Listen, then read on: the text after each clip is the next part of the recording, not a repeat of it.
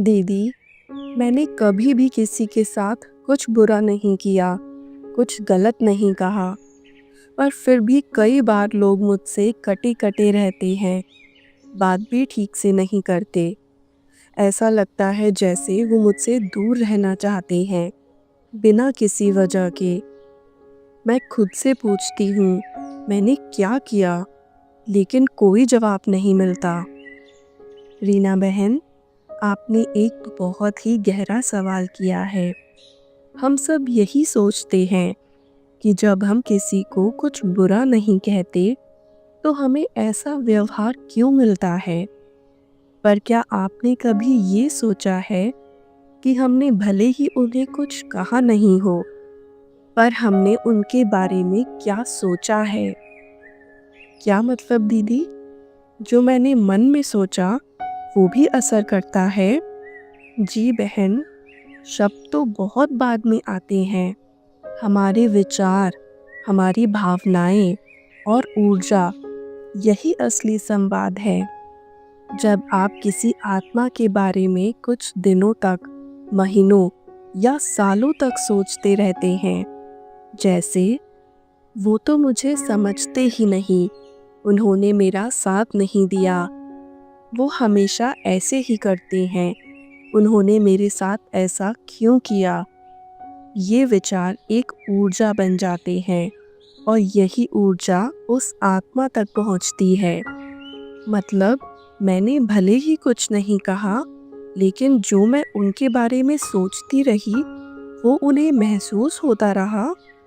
बिल्कुल, जैसे मोबाइल में वाइब्रेशन मोड होता है, बिना आवाज़ के भी हमें पता चल जाता है कि कॉल आया है।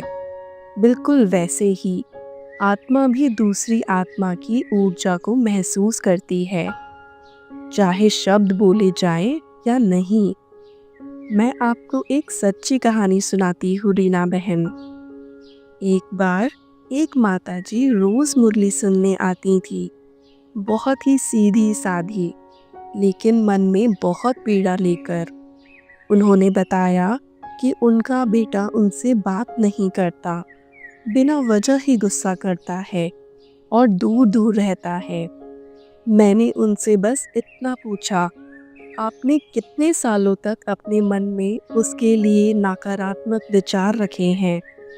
वो चौंक गईं, बोली, मैंने कभी कुछ गलत नहीं किया, बस मन में सोचती थी कि मेरा बेटा मुझे समझता नहीं है, ये मेरी परवाह नहीं करता, ये शायद बिगड़ गया है। वो माँ है, उन्होंने शब्दों से नहीं, बल्कि अपने विचारों से ही रोज अपने बेटे के ऊपर नकारात्मक ऊर्जा डाली है। वो भले समझ न पाए, लेकिन उसकी आत्मा ने सब कुछ महसूस किया है। फिर हमने उन्हें एक अभ्यास कराया, रोज रात को 5 मिनट अपने बेटे की आत्मा को शुद्ध और स्नेहपूर्ण सोच भेजना। तुम एक सुंदर आत्मा हो, मैं तुम्हें माफ करती हूँ, मैं तुमसे बहुत प्रेम करती हूँ, मैं तुम पर विश्वास करती हूँ। 5 दिन में वो बेटा उनके पास आकर बोला, माँ, मुझे नहीं पता क्यों, लेकिन अब आपके पास बैठने में अच्छा लगता है। रीना बहन, उस माँ ने शब्दों में कुछ भी नहीं कहा था, बस अपने विचारों की ऊर्जा बदली थी और वही ऊर्जा उनके रिश्ते को धीरे धीरे जोड़ने लगी। दीदी, इसका मतलब रिश्ता तो मैंने ही धीमे धीमे तोड़ा है, अपनी सोच के माध्यम से। तोड़ा नहीं बहन, बस उस पर धूल जम गई है।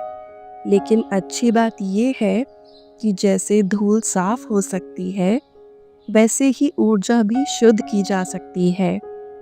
अब आप उस आत्मा के लिए रोज कुछ पल शुद्ध और शुभ विचार भेजिए। हर दिन सुबह या रात को, जब भी मन शांत हो, आंखें बंद करके उस आत्मा को याद कीजिए।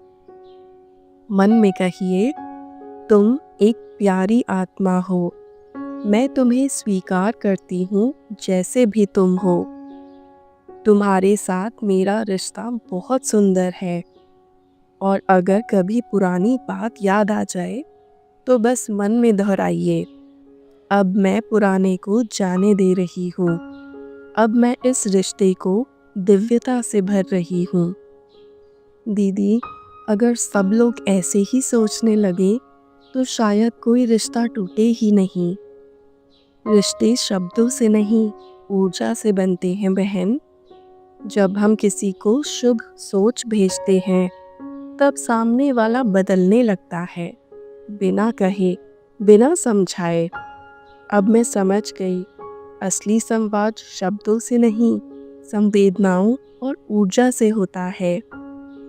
बिल्कुल बहन, यही राजयोग सिखाता है कि हमें अपनी सोच को इतना पवित्र, इतना शक्तिशाली बनाना है कि वो सामने वाले तक भी स्नेह और शांति के रूप में पहुँचे।